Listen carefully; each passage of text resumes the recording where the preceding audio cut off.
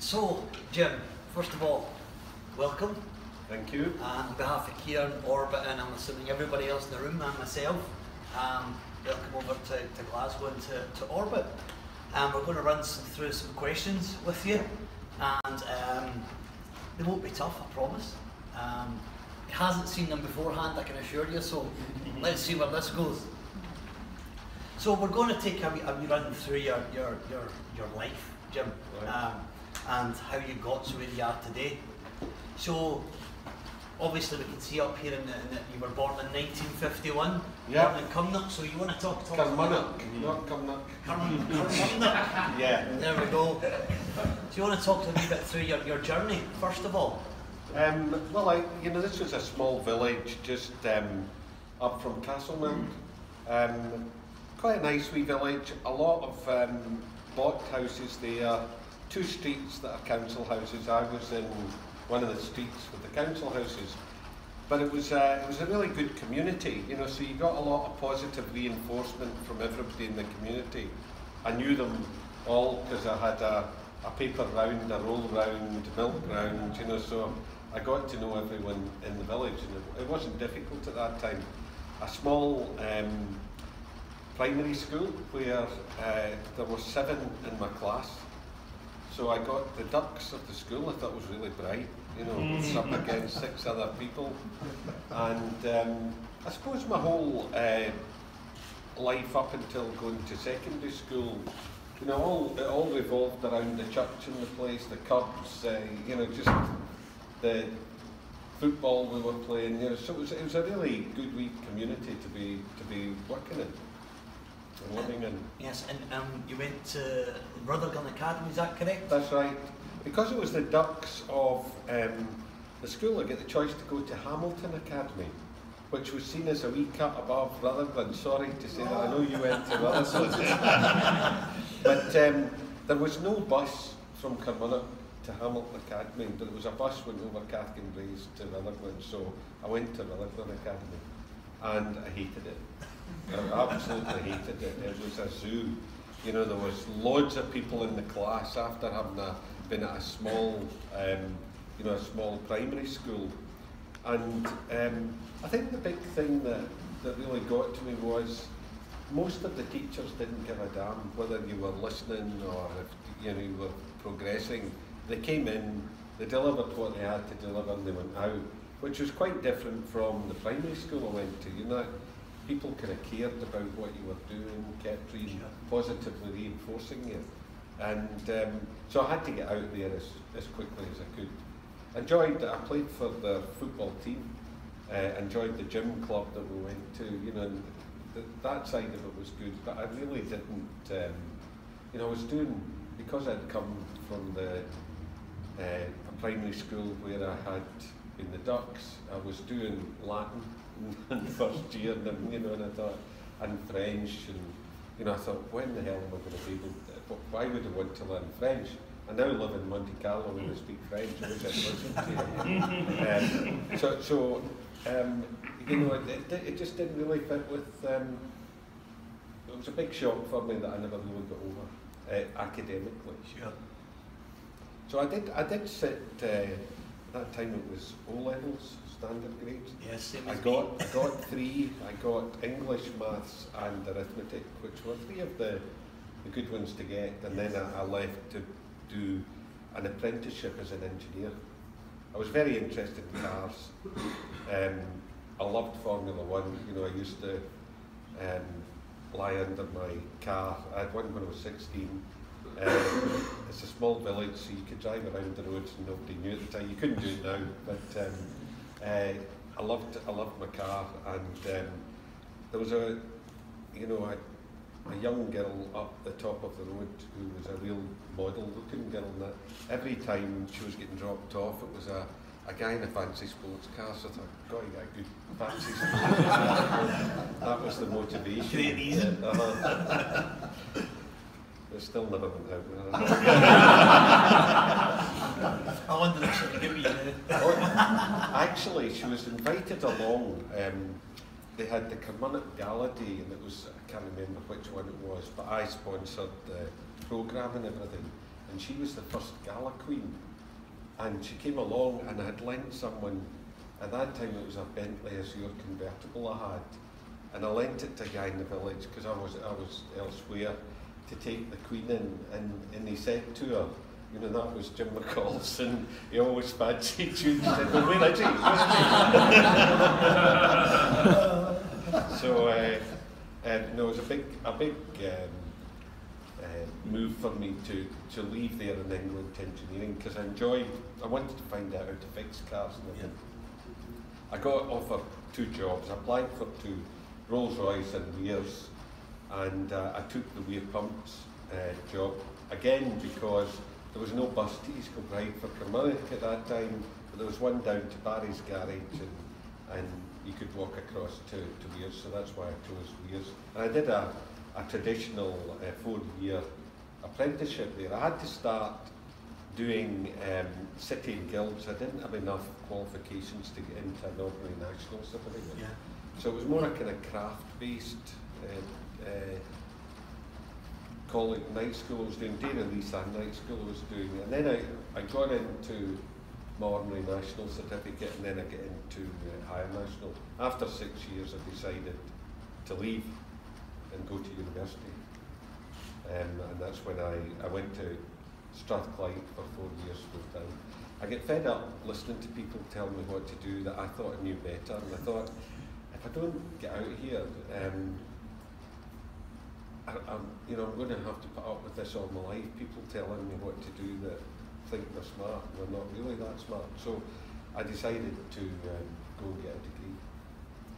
Fantastic. And that was a big change going to university, because I never thought of myself as someone who could get into university, and when I got in I really worked hard, because I wasn't that bright, so I had to put in the hours, and I got my BSc with honours, and then I went back to work in Weir's, and they gave me a junior management position. I'd looked at different jobs, and I hadn't taken any support from them. They'd offered it to sponsor me, but I thought I want to be free to choose where I go after this.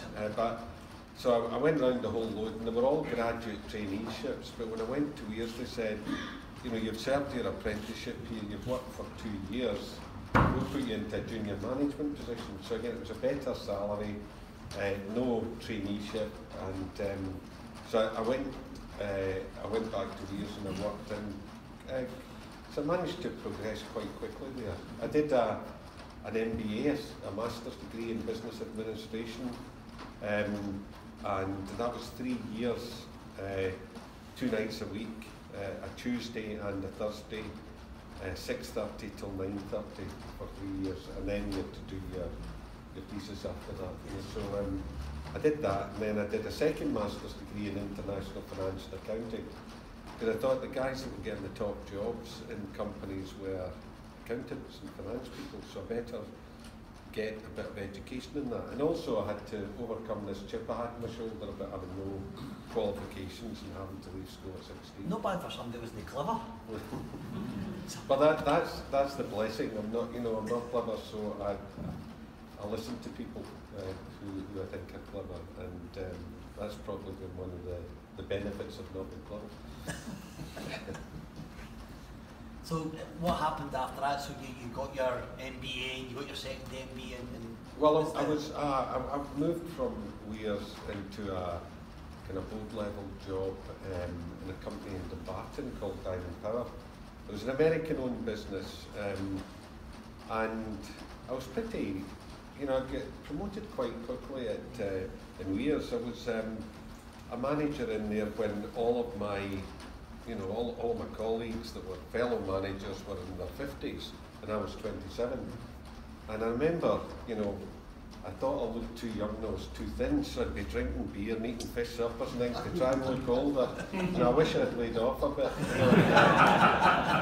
because I felt that I was just too young to go and tell these guys in the shop floor what to do and everything. So I worked hard at filling out figure suit, things like that.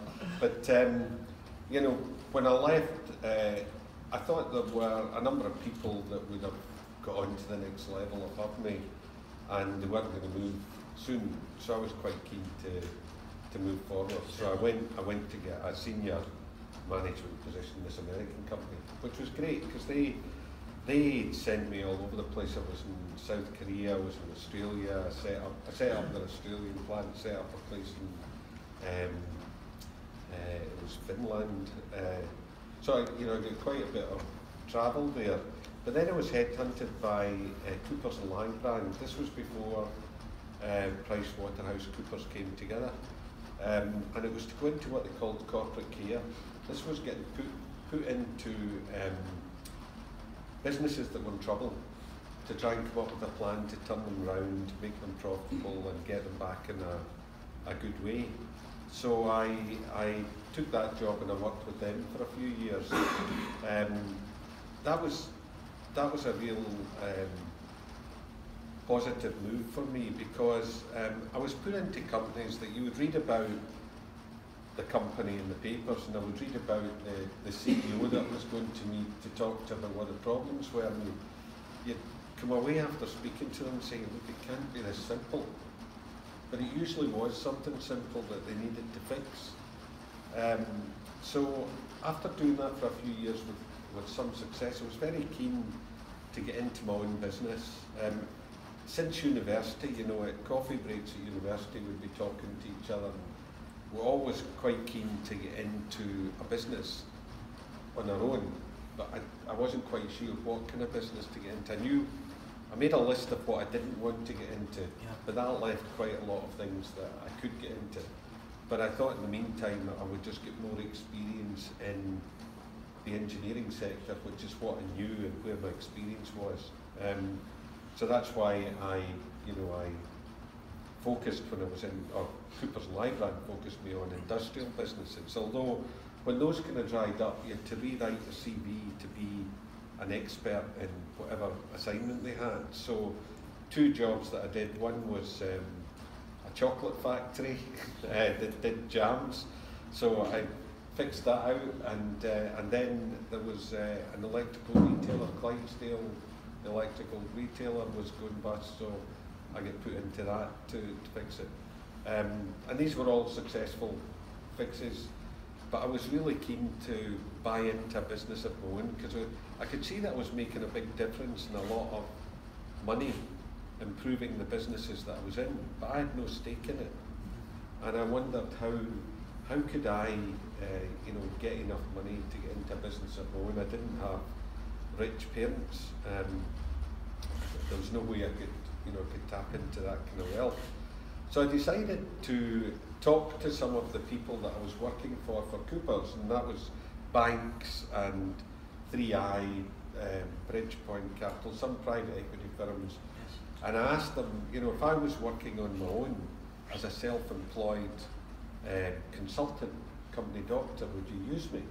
And they said, yeah, we've got assignments we'd put you on. I said, well, I'll take a very small fee, just need enough to feed myself and get through the week, but I want a share of the upside, because that was my model to build enough capital to buy into a business that I wanted to buy into. And I had to raise a lot of capital. The only way to do it was if I can get a really good upside for business. Now when it's not doing well, they'll agree anything with you because it's going down the tubes. It's after it starts going up, they start to try and trim back and what they're paying you, and that did happen to me on the last job I was in up in Aberdeen, a company called Hunting PLC, which was losing about 15 million a year for 2 years, oil service company, and got that turned around fairly quickly. But I'll maybe give you a wee story about a big change in my thinking during that period. We'd just moved into, my wife and I had just moved into an old sandstone house in Busby, just down from Carmona, Busby Road. We had spent a lot of money doing it up. But a house had come up in Thornton Hall that I used to cycle past as a wee boy. And I would see the Rolls Royce with the chauffeur going in, big driveway, but you could never actually see the house. And I was always wanting to know what was up there. So it came up for sale, and I said to my wife, I'm going to go up and have a look at that. Of course, I got a mouthful, you know, and no, bloody stupid, no way we're doing that after spending all of this money in the house. We've just moved in. So I went up anyway, and I had a look round. And the minute I walked in, I thought, you know, I want this house. Now, there's no way I could afford this house. Absolutely no way. It was way out of my league. This would be about 25 years ago. And I took the nice colour brochure down because it was very expensive, and they had a beautiful colour, high quality colour brochure of the house. And I left it in the worktops in the kitchen because I knew my wife would look at it, you know, when I wasn't there. And I said to her, I'm going back up again on Saturday to have another look. I didn't see it all. And she said, well, I'll come with you, but we're not buying it, okay?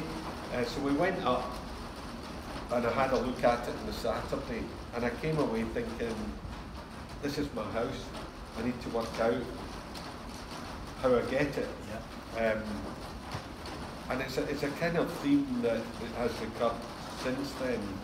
So I went back, this would be in March time. We were 3 years into a budget year at hunting, and we'd set the budget. So I went back home after seeing the house on the Saturday, and I worked out what we would need to do for my share of the upside to give me enough to buy the house, and it was 2.5 times what the budget was. So I sat all weekend kind of working out a plan. I went up to Aberdeen on the Monday, got the whole team in. I said, look, I've been looking at this business over the weekend. I think we've way underpitched the budget. I've been looking at the market opportunities, and I know we would not normally change the budget. You just do a reforecast.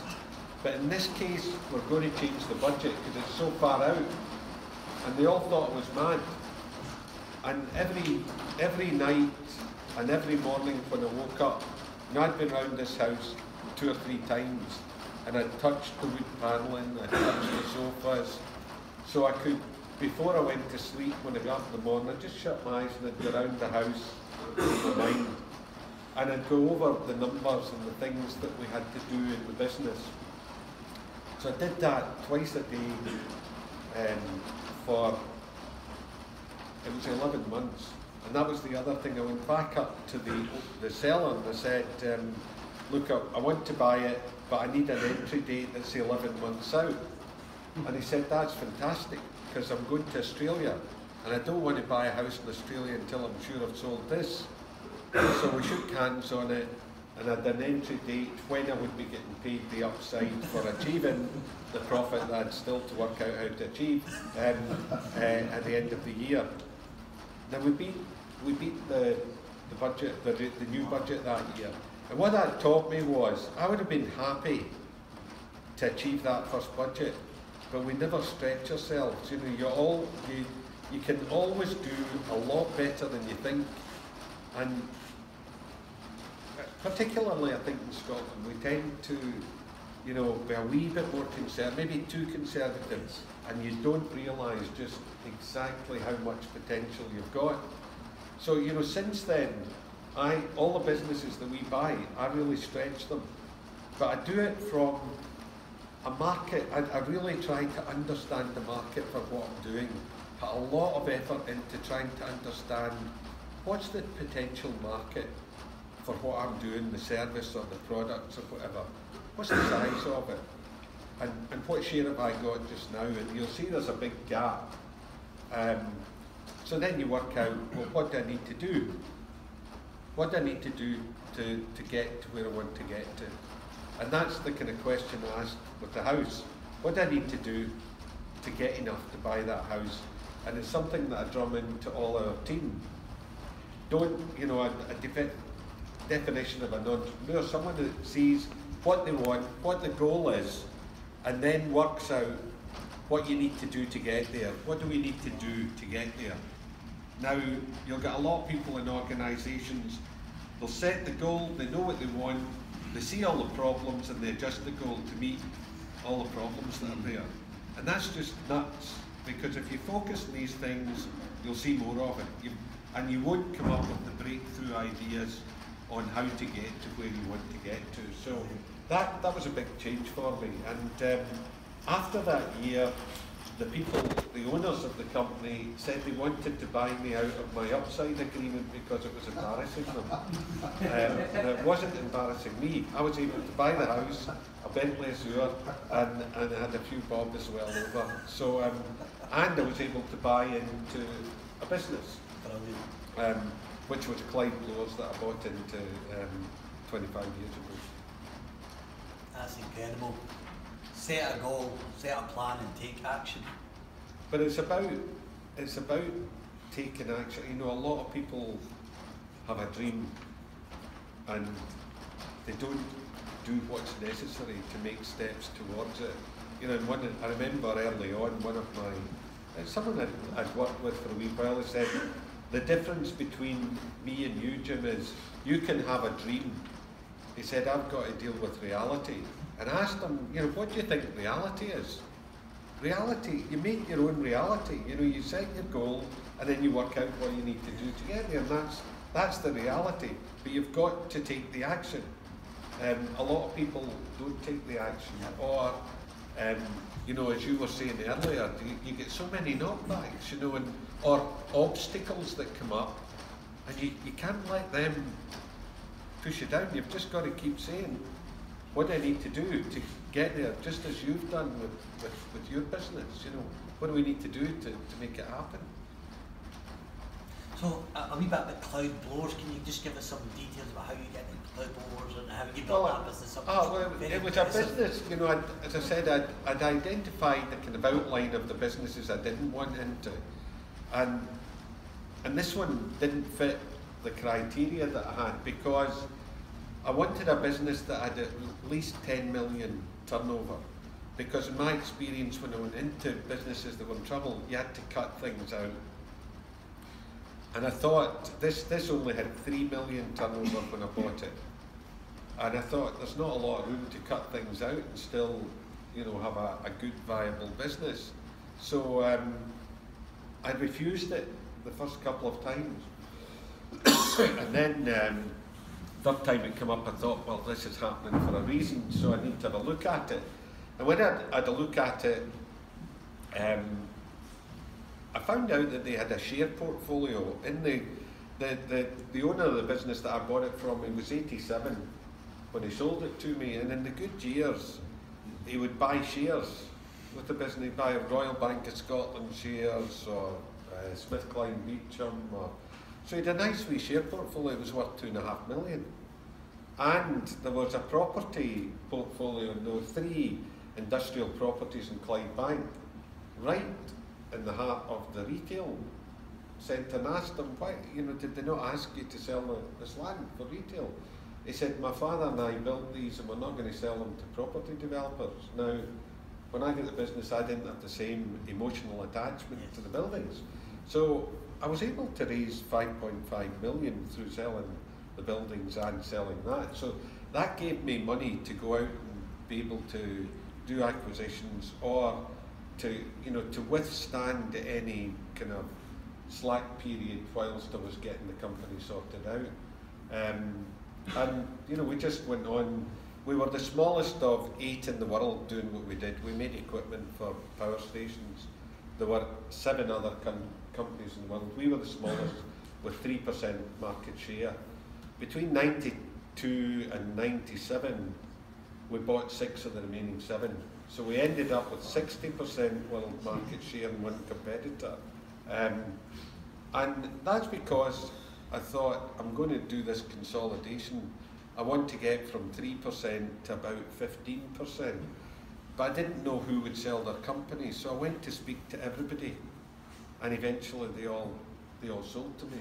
The first one that I went to wouldn't even talk to me, and they were the last one to sell.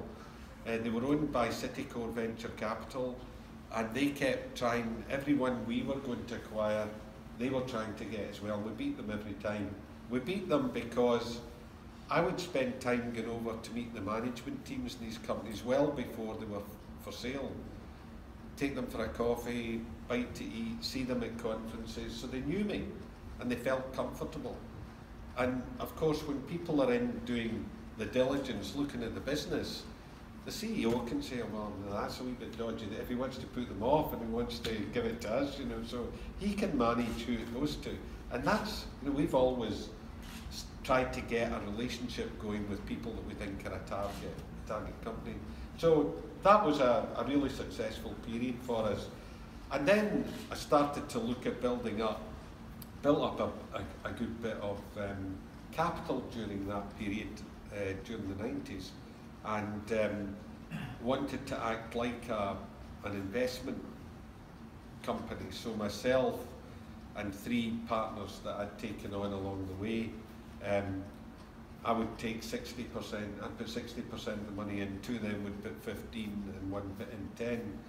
And our model was to invest in 2 or 3 different companies. And we eventually, that got difficult because we had different co-investors in each business with us. We always needed someone else in to help us. And each one wanted 100% of our time on their business. They didn't want us looking at anything that they weren't invested in. So I looked to set up a private equity fund. Again, it was about, you know, my goal was to get to 6 or 7 businesses at any one time, have one, you know, ready to sell, because we'd done all the things to make it more valuable. And once we sold that, get another one in at the beginning. So my model was that every year we'd be selling something and be making a lot of money and buy a new one, and, you know, but that didn't work. So then I had to say, well, what do I need to do to get up to 6 or 7? And I needed to align all the investors that wanted to work with us in the same pool of money as us. So that was a private equity fund. So we set up a private equity fund. But just before we did, in 2007, Weir Pumps, the business I had served my apprenticeship in, was in the papers. It was going to be bought by Sulzer in Switzerland. They were going to close the factory. In fact, the Weir Group had sold the factory to Cala, or signed an agreement with Cala. They were going to build 800 houses. 550 jobs were going to be lost and the factory was gone. And I really thought this was criminal. It was another example of a good industrial business being killed off. And you know, we've seen that over the years, the industrial backbone of Scotland, and particularly this area, just, you know, getting weaker and weaker. So I muscled into the deal, and eventually I bought it. And you know, they didn't want to be knocked off this deal because they were well down the road. And I phoned the chief executive, who was just palming me off.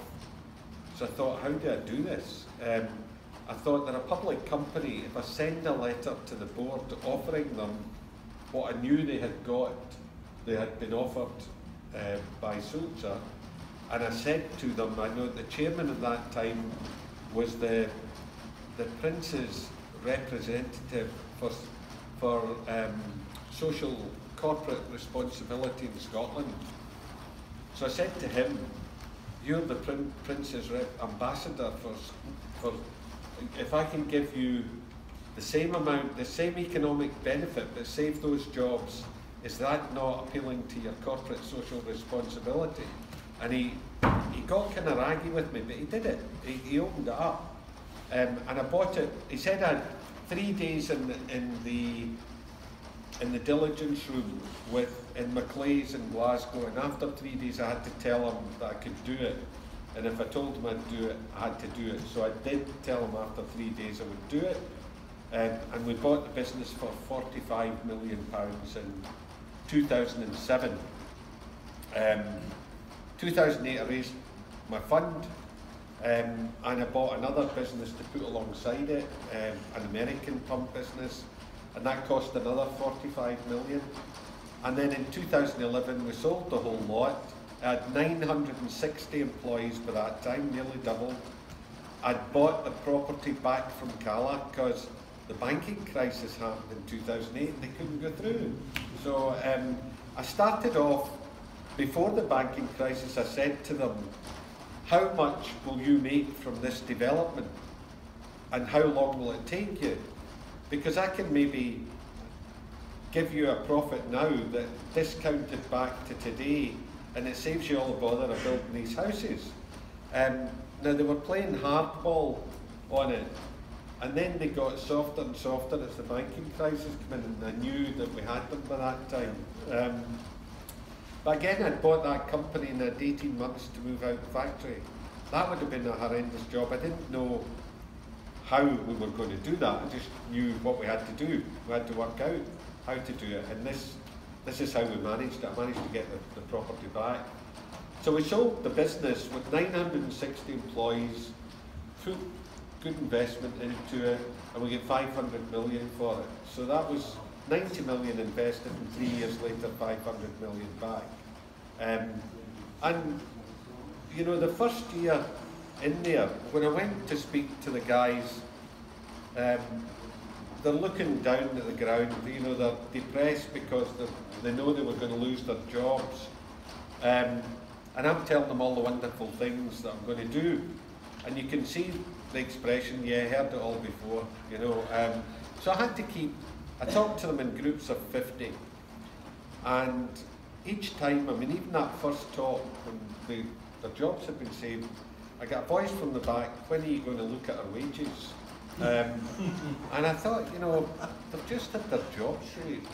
And this happened 3 times, because I kept communicating to them all regularly, because I had to get them won over.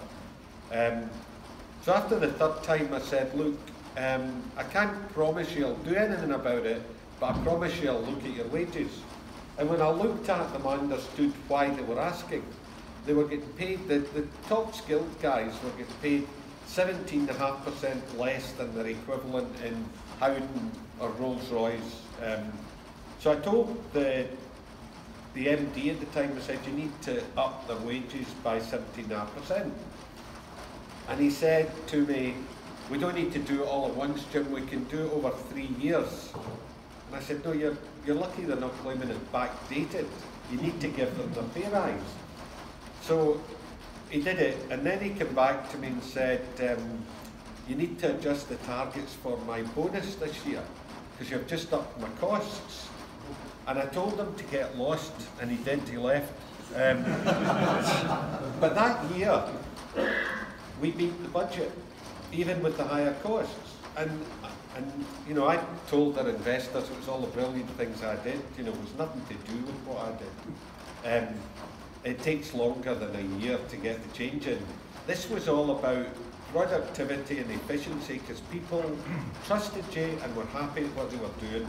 And you know, you hear all these complaints about productivity being low. Maybe if we treat the workforce a bit better, it might go up a bit. You know, and I think it's very important to have a good working environment. And it's difficult for accountants to put that in a spreadsheet. You know, all my guys were saying, God, that's a big bill, could we not put it off, you know, and maybe phase it in, they'll be happy with that. But it all worked out much better for us. So that was the Weir Pumps story, and it was actually very good, because 2008, all of our competitors were laying people off, and they were forecasting their profits going to be down. On 2009, at the beginning of 2009, we took on, I think it was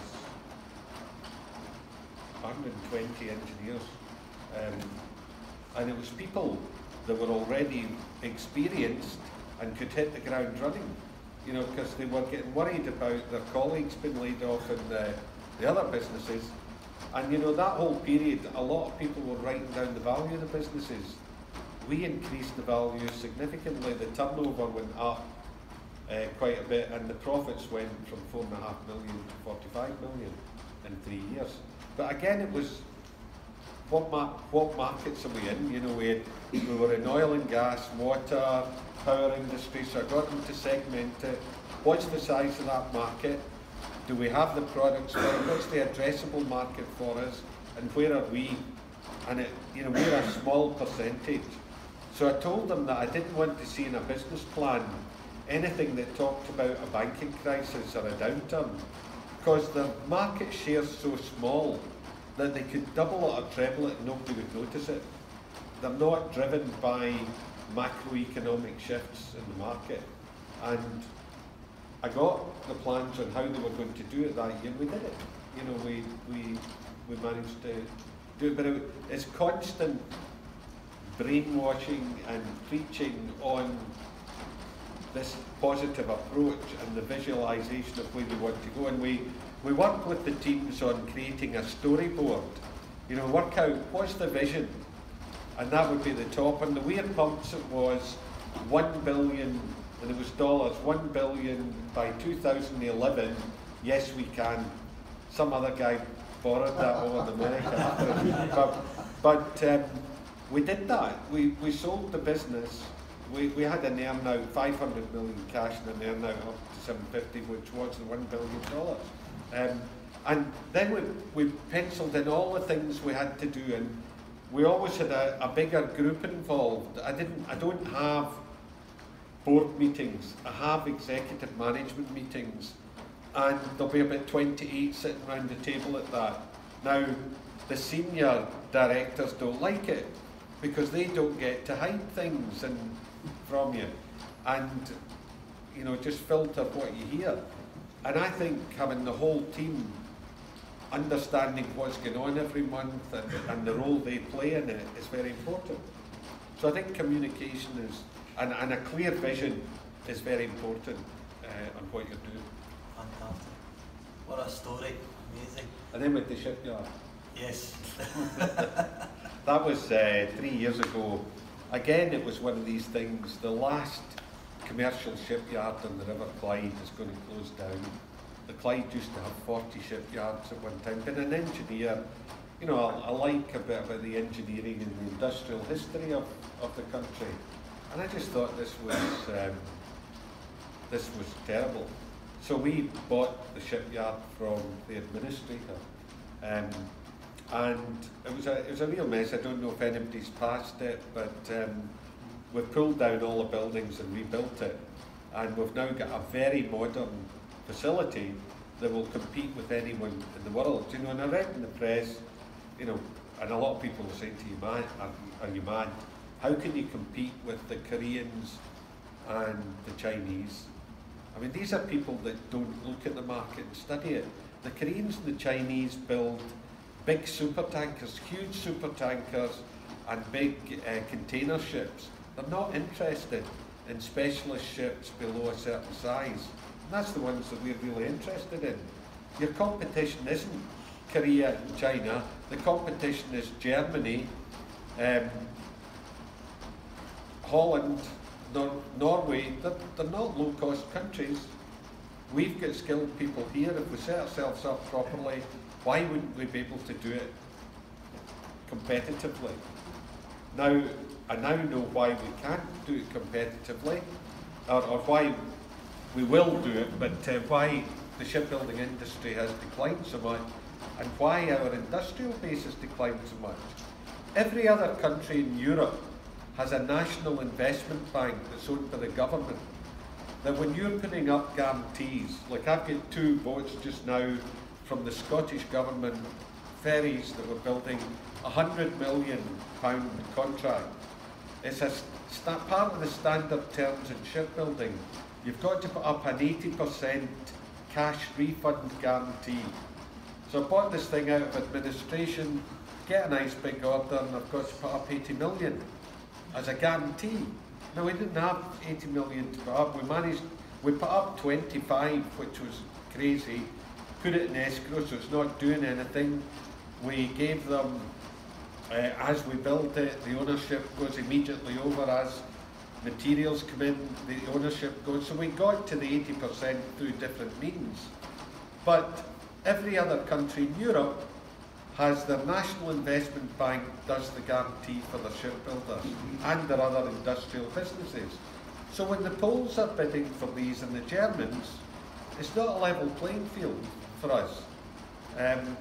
So I'm now I had a paper commission to set up a national investment bank. I've lobbied the First Minister. You will notice she's announced that they're setting up a national investment bank.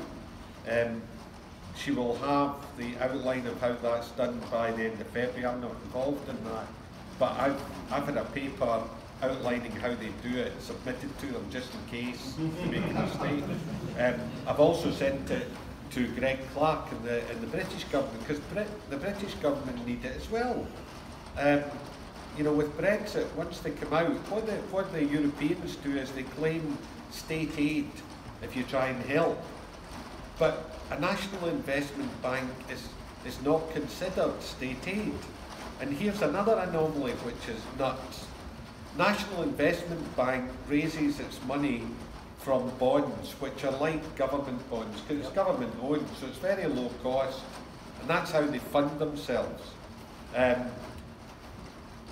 In the UK, and the UK is unique here, they put everything on their national balance sheet, their national debt. So if they go and raise money, it becomes part of their national debt. No other country in Europe, in fact, no other country in the world puts that kind of thing on their balance sheet, because they set up this National Investment Bank. And if you look at Germany, which has got a very good industrial base, it's got bonds raised in its National Investment Bank of over $1 trillion. And if you put the debt on its National Investment Bank onto its national debt, it would be the third most indebted country in Europe, after Greece and Lithuania. And nobody would think that. But so, and this is down to lazy politicians and officials that don't look into the detail and how do we do this. You know, so meanwhile we're funding this crazy system, but the goal is to get the government to do what they should have done years ago to stop the decline, the industrial decline. Fantastic. So before we go into the questions and answers, we've got a couple of wee questions to ask you. So do you have any concrete plans for the future, Jim? Yes. To share them with us? Yes. A couple of projects on just now. I've put in planning for the Gov engraving docks to do ship repairs. Now there's a big plan in again for housing development. I hope there's none of the housing developers here, because I'm trying to scupper it. The idea is to get ship repairs done there, and I know there's £45 million worth of ship repairs I can get there, that because there's not a facility here, has to go down south. And it's nuts. We've got these docks sitting there, we can refurbish them. The other thing I would like to do there is get a maritime museum built. If you go to Amsterdam, you go over to the Titanic Museum, fabulous museums covering the maritime history. We should have a top-notch maritime museum in Glasgow. So there's a bit of the land that I think we can plan for that as well. The banks are not lending to SMEs just now, you know, so if you're looking for anything, well, if you're looking for any money, most people won't be able to get it. So we're raising a debt fund that will lend between 5 and 15 million to companies. And I realise that's quite a high number. But we're also, I've started the process to start a new Scottish bank, which will initially lend up to 5 million, but it'll do small loans as well. It's not going to be through an algorithm where the computer says no. You know, it'll be done through people understanding your business, taking the time to understand it, and not somebody sitting in a room looking at a spreadsheet, but, you know, taking in numbers, putting it down, saying no, and you'll get an answer within 48 hours. Now it takes, I tried initially to save Airdrie Savings Bank because it was winding up, and the model doesn't work in Airdrie just because of the way it's set up. And I went down to see the prudential regulator in the Bank of England to say how could we do this. And I was a wee bit apprehensive because you think of these regulators being kind of monsters, you know, that just don't want to help. The guy was very helpful. So we went, it was started by an Act of Parliament in 1867. Airdrie Savings Bank.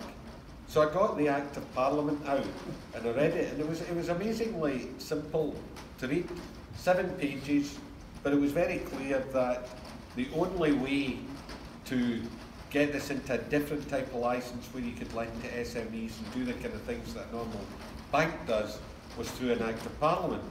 So for a short time, maybe just a few hours, I thought about maybe a private member's bill, but that was hit or miss. So the regulator, the third time I went to see him, because I was quite persistent about trying to find a way, he said, why don't you apply for a new banking licence? And I said, I thought that's a nightmare, you know, it's a lot of paperwork. He said, we can help you through it. Go and see this guy, and he sent me to see someone, 2, 3 people that had set up a new bank. So I've now got the route map to do it. I've spoken to the regulator. He said he'll do it in 12 months. I've allowed 18, and by mid-19 we'll have a new Scottish bank. So that's another project.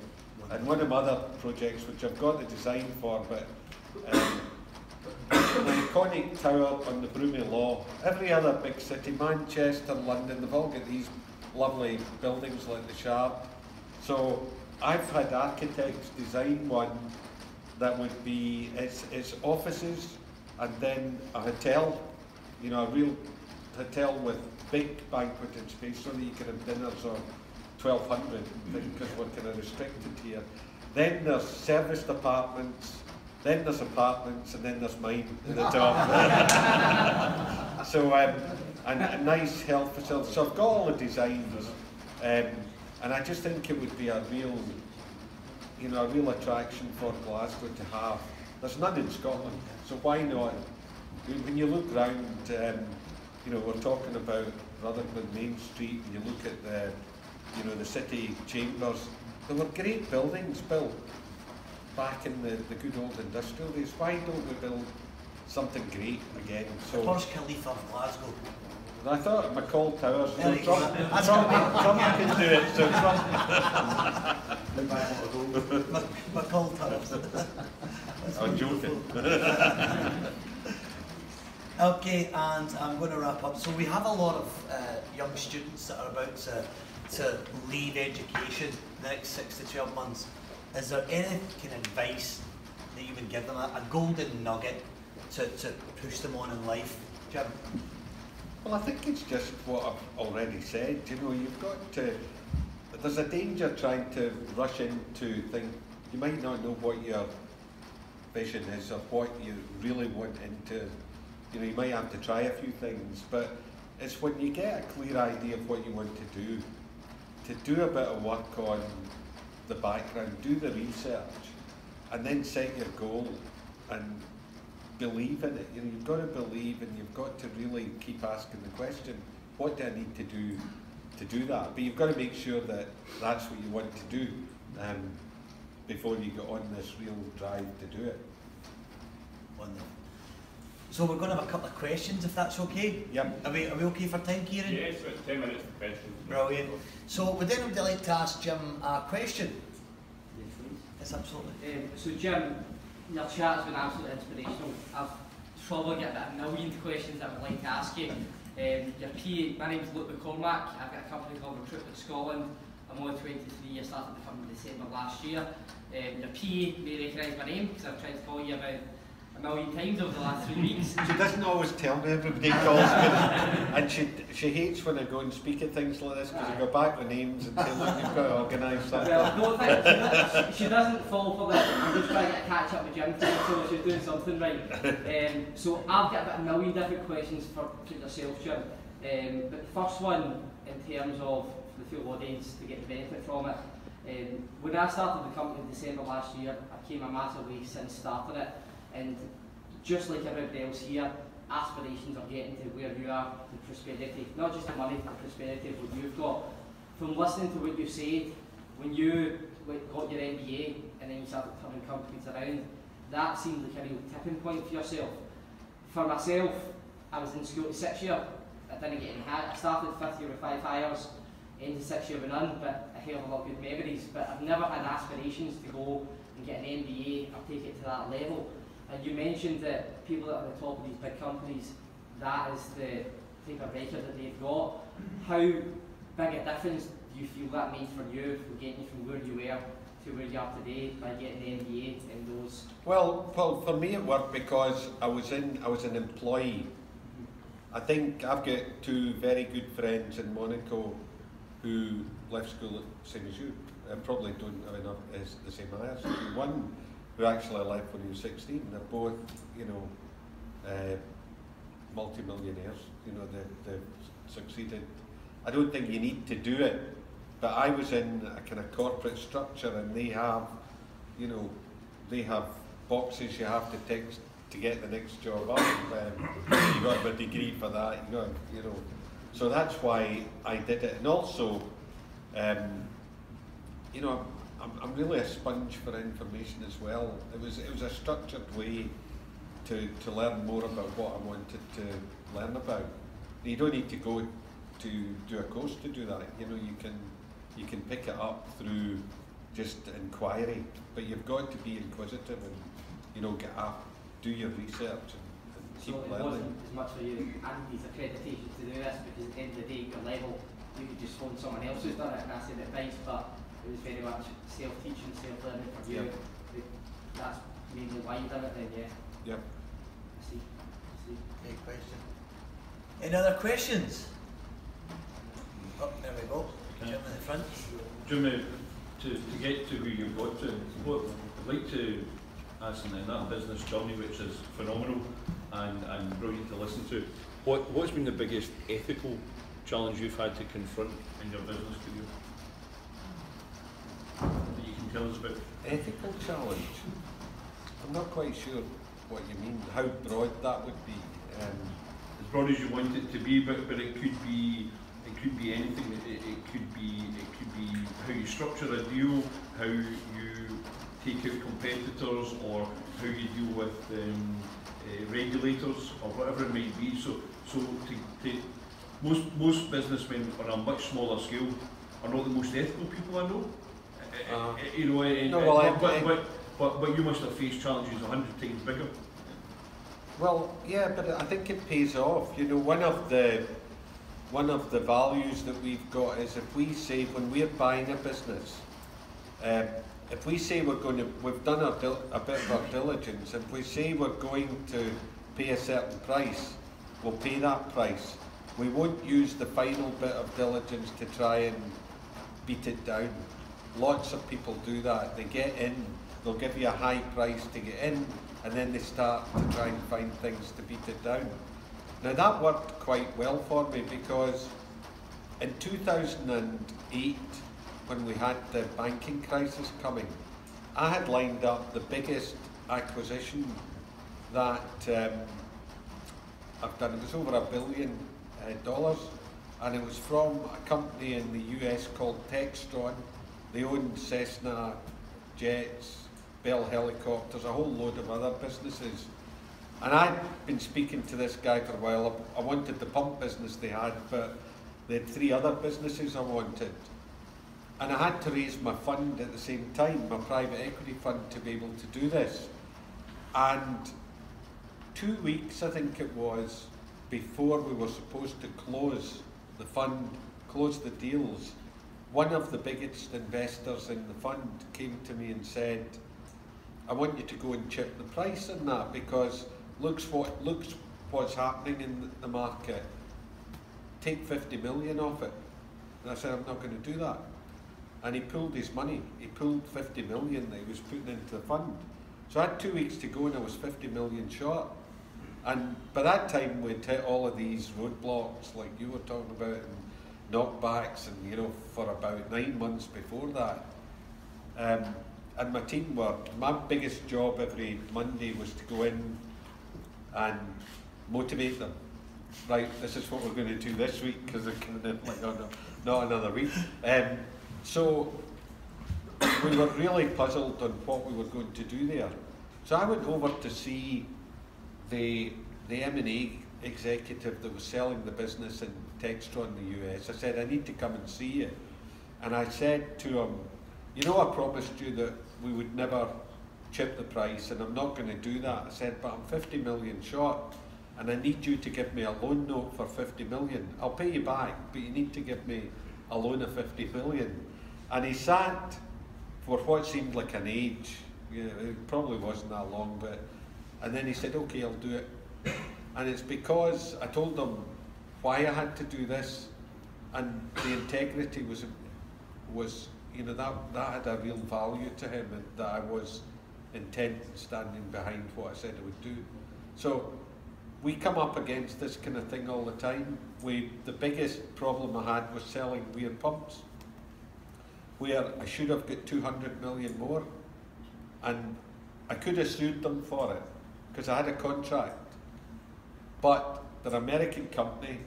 They're in the top 100 companies in America, and I sold it to, and I would have been dragged out in litigation, costing money. I decided just to I thought, you know, 500 million for 90 is not bad, don't be greedy. So I didn't chase the other 200, but they cheated me. They cheated me out of that 200 million. All right, just room for one more short question, all right? And Dex, you've been in the room with him, so you'd answer that. Anyone else got a wee question? Yeah, so along your career, there's a lot of successes, obviously. But what's been your biggest failure? Never had a failure. Never had one. Lots of learning experiences, but I don't. You know, it's funny. You quite often get that question, but I don't ever think I've had a failure. Things haven't gone right, but what it causes me to do is ask the question, what do I need to do now? So that to me is just something bumping me into the right path. Is that in some way that you plan for failure as well? That you keep a lot of options open in a deal, or is it the way you approach a deal means that there's less chance of failure?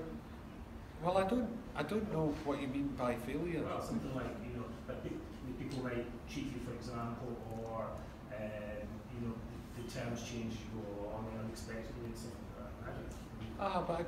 But you know, something then happens that, you know, is different from what you thought. But it's not. I don't ever view it as failure. Really, I don't think that's in my way of thinking. Right, ladies and gentlemen, Jim McColl.